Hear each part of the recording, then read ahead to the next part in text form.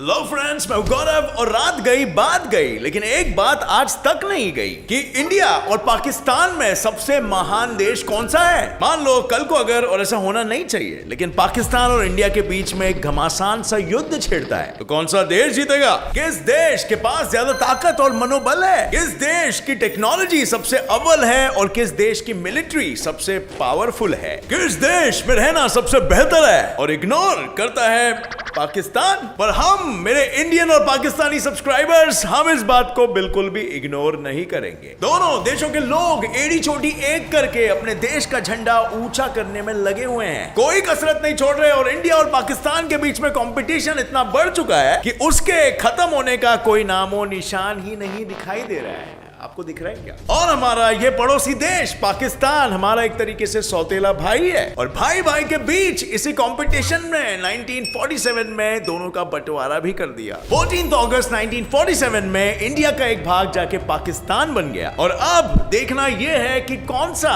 सौतेला भाई ज्यादा सक्सेसफुल है, इंडिया हमारी भारत माता या पाकिस्तान हमारा सौतेला भाई? किस देश ने अपने बाप का नाम आखिरकार रोशन कर ही दिया? अब friends, I know Pakistanis Pakistan बोलेंगे, इंडियंस इंडियन बोलेंगे, बट आज गेट सेट फ्लाई की अदालत में हम फैक्ट्स को लेकर दूध का दूध और पानी का पानी कर ही देंगे। आपके सामने हम पेश करेंगे ऐसे सबूत जो मिटा देगा गुरूर का वजूद। So without wasting any time, let us get started with our today's session titled India versus Pakistan comparison.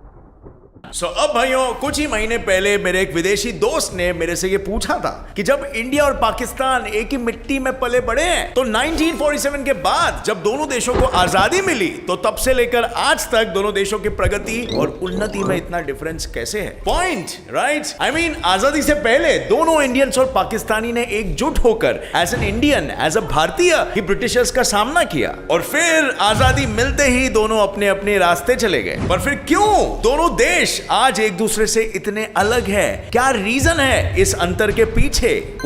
ये बात आज आप खुद ही जज करोगे। मैं आपके सामने सिर्फ सबूत रखूंगा और फैसला आपका खुद का होगा। किसी भी देश की असली पहचान उस देश के नागरिकों से होती है। भारत दुनिया का एक ऐसा देश है जहां पर सेक्युलरिज्म के नाम पे लोगों को दुनिया भर की आजादी मिलती है। भारत इतना कल्चरली डाइवर्स देश है कि इसकी तुलना आप किसी भी और देश के साथ नहीं कर सकते हो। 1947 में जब पाकिस्तान बना था, तो Pakistan as a theocratic nation बना था, और दूसरी तरफ as you know it, India एक डेमोक्रेटिक देश था जिसका कॉन्स्टिट्यूशन किसी धर्म पे बेस्ड नहीं था। और इसी वजह से इंडिया एज अ कंट्री इतना कल्चरली डाइवर्स होने के बाद भी सारे कल्चर्स और सारे रिलीजन्स के लोगों को प्यार से एक्सेप्ट करता है।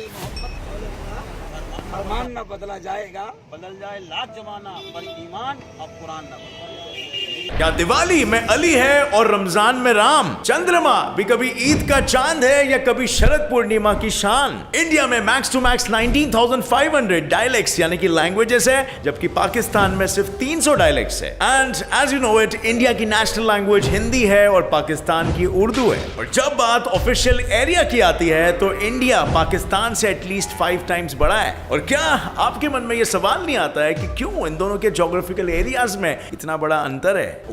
इसका जवाब हमारे बंटवारे का असली रीजन है, जो कि रिलीजन है। भारत का बंटवारा एक्चुअली में 2 टुकड़ों में हुआ था, लेकिन पार्टीशन के दौरान 20% पॉपुलेशन तो मुस्लिम्स की थी, सो उनके कायदे से 20% लैंड मुस्लिम्स को मिलना था, और ये 20% लैंड उन्हें वेस्ट पाकिस्तान और ईस्ट पाकिस्तान के हिस्सों में मिला। लेकिन आप मे बी ये सोचो कि वेस्ट और ईस्ट क्यों मिला, दोनों अक्खा का अक्खा क्यों नहीं मिल गया? जरा ये 1909 सन का मैप देखिए।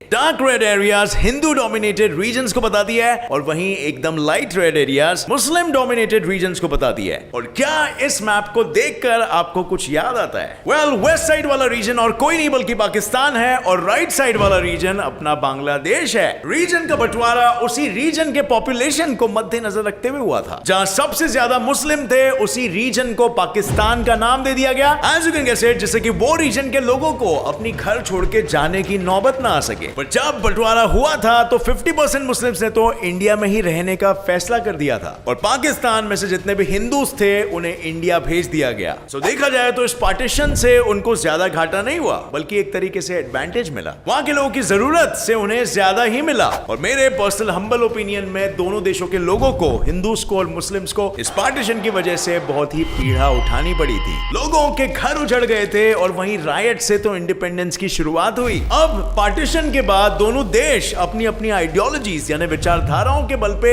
अपने अपने देश के डेवलपमेंट में लग गए। दोनों देश की militaries one of the most powerful militaries in the world है और दोनों न्यूक्लियर पावर्स भी है। पर पहला सवाल यह आता है कि ये दोनों में ज्यादा पावरफुल कौन है, ज्यादा ताकतवर मिलिट्री किसकी है? और ये सवाल का जवाब हम टेक्निकली भी देंगे दोनों की मिलिट्री कंपैरिजन करके। बट उससे पहले 1947 से लेकर आज तक इंडिया और पाकिस्तान दोनों सौतेले भाइयों के बीच में 4 वॉर्स हो चुके हैं और चारों बार ऑफिशियली या तो अनऑफिशियली जीत इंडिया की हुई है। Which makes sense, right? क्योंकि इंडिया की मिलिट्री ऑन पेपर पाकिस्तान से थोड़ी बेहतर दिखाई देती है। बट वेपन्स और स्पेसिफिकेशन से हटके एक और एक चीज बहुत ही ज्यादा इंपॉर्टेंट होती है और वो है पॉलिटिकल कनेक्शंस। अब इंडिया में ही लोगों का एग्जांपल ले लो यार। अगर कोई एक सामान्य साधारण इंसान अगर कोई क्राइम करता है तो सीधा जेल जाता है और वहीं अगर कोई सेलिब्रिटी क्राइम करता है तो तुरंत बेल मिलके छूट जाता है, अगर जेल जाएगा भी तो। यहां पर कैसे कनेक्शन काम में आया? बिल्कुल उसी तरह जो कम पावरफुल नेशंस होते हैं उन्हें भी ज्यादा पावरफुल नेशंस के साथ दोस्ती हमेशा फायदे में रखती है। और पूरे दुनिया का भाई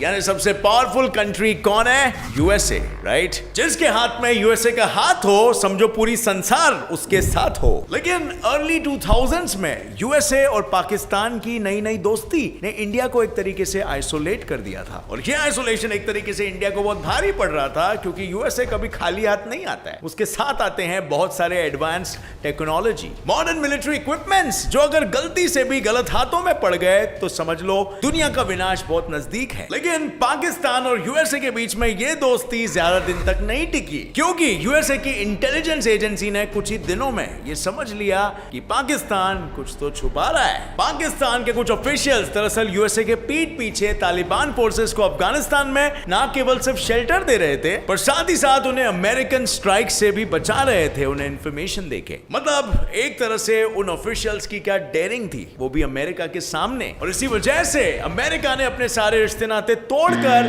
पाकिस्तान से रूट कर वो इंडिया की ओर मुड़ा और एक तरह से अपने पड़ोसी और मेहमान की फेल्ड पार्टनरशिप इंडिया के लिए एक बड़ी एडवांटेज बन गई। और इस तरह दुनिया की सबसे पावरफुल डेमोक्रेसी और दुनिया की सबसे बड़ी डेमोक्रेसी एक साथ एकजुट हो गई। सो इससे हमें यह पता चलता है कि यूएसए भाई आज इंडिया के साथ है। लेकिन क्या इंडिया को यूएसए भाई की जरूरत पड़ती है अगर पाकिस्तान और इंडिया में कभी वॉर होता है? वंस अगेन ऐसा होना नहीं चाहिए और होगा भी नहीं, I know, but just we are doing a thought experiment. Indian military के पास पूरे 14,44,000 पर्सनल्स है और वही पाकिस्तान के पास उसका लगभग आधा 6,54,000 पर्सनल्स है। और जब बात उन दोनों देशों की रिजर्विस्ट पूल की आती है यानी वो मिलिट्री मैन जो हमेशा 24/7 एक्टिव ड्यूटी पर तैनात रहते हैं और जब भी इमरजेंसी वॉर लाइक सिचुएशन आ धमकती है तो वो भी तुरंत एक्शन में आ जाते हैं। वेल, इंडिया के पास 21 लाख रिजर्विस्ट्स है और पाकिस्तान के पास 5,50,000 रिजर्विस्ट्स है। अब आंकड़ों में तो क्लियरली दिख रहा है इंडिया जीत रहा है, लेकिन यहां पर इंडिया के लिए एक प्रॉब्लम आती है और वो है कि ज्यादा बड़ा रिजर्विस्ट पूल होने की वजह से उनको बुलाने में, उन्हें इक्विप करने में और एक्शन लेने में वक्त ज्यादा लगता है। और जैसे आपको पता है इमरजेंसी सिचुएशन में टाइम का कितना महत्व होता है, एक एक पल पीछे चलना इंडिया को भी भारी पड़ सकता है। अब इसके अलावा किसी भी देश की मिलिट्री के लिए डिफेंस बजट एक बहुत ही इंपॉर्टेंट हिस्सा होता है जो कंट्री की मिलिट्री पावर को आगे पुश करने में योगदान देती है। और इंडिया का डिफेंस बजट पाकिस्तान से एटलीस्ट 6 टाइम्स ज्यादा है। जहां इंडिया का डिफेंस बजट है लगभग $61 बिलियन यानी 61,000 करोड़ रुपीस, वहीं पाकिस्तान का डिफेंस बजट है सिर्फ $11 बिलियन यानी 1,100 करोड़ रुपीस। और इस बजट डिफरेंस की वजह से इंडियन मिलिट्री ज्यादा मॉडर्नाइज्ड मिलिट्री इक्विपमेंट को खरीद पाती है as compare to Pakistani military. In fact आसमान में भी इंडियन एयरफोर्स को पाकिस्तानी एयरफोर्स से ज्यादा एडवांटेज है, क्योंकि इंडिया के पास 2123 एयरक्राफ्ट है और वहीं पर पाकिस्तान के पास 1372 एयरक्राफ्ट है। पर इंडिया को सबसे पावरफुल उसकी Russian fighter fleet Sukhoi Su-30 S-260 बनाती है, जो आसानी से पाकिस्तान के F-16s को ओवरपावर कर सकता है। और ये इसीलिए क्योंकि पाकिस्तान के most of the F-16s Chinese made है और वो काफी आउटडेटेड भी हो गए हैं। और चाइनीज माल को अगर आप कंपेयर करोगे रशियन माल के साथ, आई डोंट थिंक सो ज्यादा एक्सप्लेनेशन की जरूरत है कौन सा माल बेहतर होगा। और इसके अलावा इंडियन नेवी और पाकिस्तान नेवी के कंपैरिजन में भी इंडियन नेवी की स्ट्रेंथ और पावर पाकिस्तानी नेवी से ज्यादा नजर आती है। और जैसे मैंने पहले भी बताया कि इंडिया और पाकिस्तान दोनों न्यूक्लियर पावर्स को पोजेस करते हैं, पर इससे एक कदम आगे जाके इंडिया ने अपना खुद का मिसाइल डिफेंस सिस्टम भी बनाया है। And India also possesses anti satellite weapons and most importantly India ने खुद के सैटेलाइट नेविगेशन सिस्टम भी डेवलप किया है, जिसे नाविक या नाविक कहा जाता है। तो जहां पे एक तरफ इंडिया ने इतनी टेक्नोलॉजिकल एडवांसमेंट को हासिल कर लिया है, उसी तरह पाकिस्तान ने इतने सालों में बहुत कम टेक्नोलॉजिकल एडवांसमेंट हासिल की है। सो अब ऑन पेपर हमें यह पता है कि इंडिया और पाकिस्तान की लड़ाई में मोस्टली कौन जीत सकता है, लेकिन जैसे मैंने कहा यह लड़ाई कभी होगी नहीं, क्योंकि इंडिया और पाकिस्तान के बॉर्डर में जैसे आप देख सकते हो इतनी टाइट सिक्योरिटी होती है। जैसे आप यहां देख सकते हो रात होते ही यहां पर 1,50,000 फ्लड लाइट्स इस पूरे एरिया को जगमगा उठते हैं for security reasons of course. लेकिन ये फ्लड लाइट्स को और ये लाइन को आप स्पेस से भी देख सकते हो। अब फ्रेंड्स 1947 से लेकर अब तक इंडिया और पाकिस्तान के जीडीपी में इतने ऊंच नीच हुए हैं जिससे दोनों देशों की इकोनॉमीज जैसे बंद पड़ गई हो। इनइक्वालिटी और पॉवर्टी दोनों देशों में हाई था, और जहां एक तरफ इंदिरा गांधी ने इंडिया में गरीबी हटाओ का नारा दिया, वहीं पर जुल्फिकार अली भुट्टो ने पाकिस्तान में रोटी कपड़ा मकान का नारा दिया। उनके पॉलिसीज ने फॉरेन रिजर्व्स और एंटरप्रेन्योरशिप को रिजेक्ट करके पॉवर्टी और इनइक्वालिटी को कम करने के बजाय उसे ज्यादा बढ़ा दिया, और फिर झक मार के दोनों देशों को IMF यानी इंटरनेशनल मॉनेटरी फंड के सामने फाइनेंशियल एड के लिए हाथ फैलाना पड़ा। पाकिस्तान साल 1988 में IMF के पास फंड मांगने गया, और वहीं पर उसके 3 साल बाद 1991 में इंडिया फंड मांगने गया। लेकिन पाकिस्तान ने 1988 से लेकर आज तक 12 बार पैसे उधार लिए, और IMF के आ जाने से दोनों देशों के बीच इकोनॉमिक गैप कम होने के बजाय तेजी से बढ़ने लग गया। इंडिया ने बड़ी चालाकी से 1991 न्यू इकोनॉमिक रिफॉर्म से देश का नक्शा ही बदल डाला, और इसी बदलाव ने इंडिया को आज पाकिस्तान के इकोनॉमी कंपैरिजन में 10 गुना ज्यादा आगे कर दिया। India's foreign reserves ranked 8th in the world in the year 2018 with $405.8 billion, और उसी साल पाकिस्तान का फॉरेन रिजर्व्स सिर्फ $15.682 billion रहा। और तो और India 5th largest economy in the world in terms of nominal GDP value, और 3rd largest in the world है with PPP यानी कि purchasing power parity, और वहीं पर पाकिस्तान वर्ल्ड की 42nd largest economy है in terms of nominal GDP value and 25th largest है in terms of purchasing power parity। और इंडिया के लिए 2015 से लेकर 2018 के बीच इंडिया को वर्ल्ड की फास्टेस्ट ग्रोइंग इकोनॉमी का दर्जा भी दिया गया। तो बात अगर इकोनॉमी की हो, मिलिट्री की हो या इवन टेक्नोलॉजी की हो, तो आंकड़े हम सबके सामने थे। लेकिन फ्रेंड्स, जिन देश ने सही वक्त पे सही निर्णय लिया वही देश